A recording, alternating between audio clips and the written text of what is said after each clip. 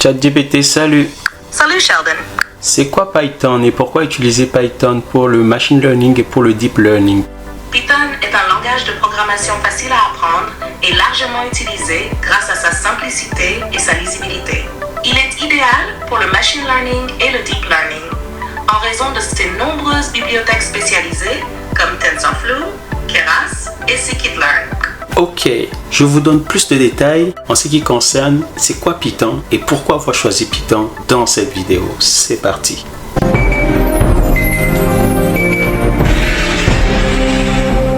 Alors, Python est un langage de programmation créé en 1989 par Guido van Rossum aux Pays-Bas.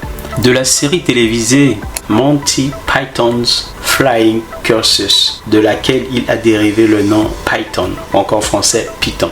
Python est un langage de programmation orienté objet, géré aujourd'hui par la Python Software Foundation, une association à but non lucratif fondée en 2001.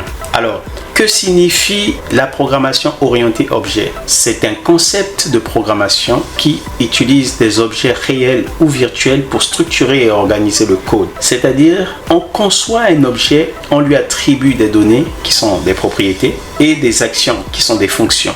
Par exemple, si on conçoit un objet qui est une voiture, on peut donner comme propriété à cette voiture une marque, une couleur. Et pour fonction, on peut donner la fonction de rouler. Et le langage de programmation Python est open source, ce qui signifie que son code source est librement disponible pour que n'importe quel développeur dans le monde entier puisse l'utiliser, le modifier et le distribuer. Vous trouverez le lien GitHub du code source de Python disponible en description de cette vidéo.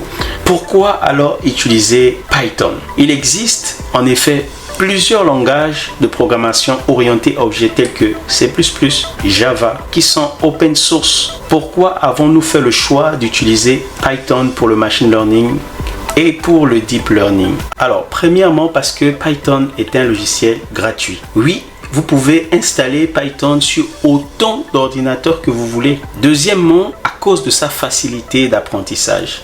En effet, le langage de programmation Python a une syntaxe claire et lisible. Il est relativement simple à prendre en main pour les débutants. Une autre raison pour laquelle nous avons choisi Python, c'est que c'est un langage de programmation qui est multiplateforme. Il fonctionne sur de nombreux systèmes d'exploitation tels que Windows, celui que nous utilisons actuellement, ou encore sur macOS, sur Linux, sur Android ou sur iOS. Un autre avantage de Python est que c'est un langage qui est directement interprété. Il n'a pas besoin d'être compilé pour être exécuté comme certains langages, par exemple comme le C ou le C++ ou encore le Fortran pour ceux qui en ont fait un peu. Un des plus grands atouts de Python est qu'autour de ce langage, il y a une énorme communauté de développeurs et d'utilisateurs et il existe plusieurs supports tels que des PDF, des livres, des tutoriels ou même des forums de discussion.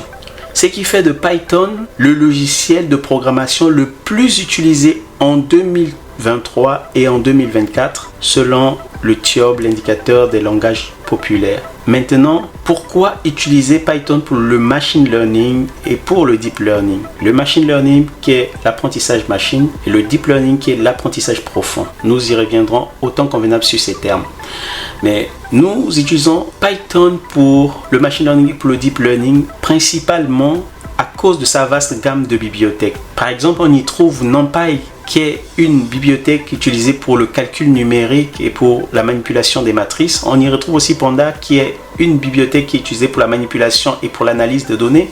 On y retrouve Scikit-learn, qui est utilisée généralement dans le machine learning. Et on y retrouve des bibliothèques telles que TensorFlow, Keras, PyTorch, qui sont utilisées pour le deep learning. Le langage de programmation Python a aussi des inconvénients. Le premier inconvénient qu'on peut souligner, c'est la mauvaise gestion de la mémoire. Et oui, les calculs en Python demandent beaucoup de mémoire RAM. Et un deuxième inconvénient qu'on peut souligner est que ce langage de programmation est lent. En effet, Python est un langage de programmation lent, plus lent que les langages qui sont compilés tels que le C ou le C++. Pour compenser la lenteur de Python, on utilise des GPU qui sont des Graphic Processing Units. Ce qu'il faut retenir sur le pourquoi utiliser Python se résume en 9 points. Le premier point est que Python est un langage de programmation orienté objet et open source créé en 1989 par Guido van Rossum. Le deuxième point est que Python est un langage de programmation gratuit. Le troisième point est qu'il facilite l'apprentissage. Le quatrième point est que Python est un langage qui est multiplateforme.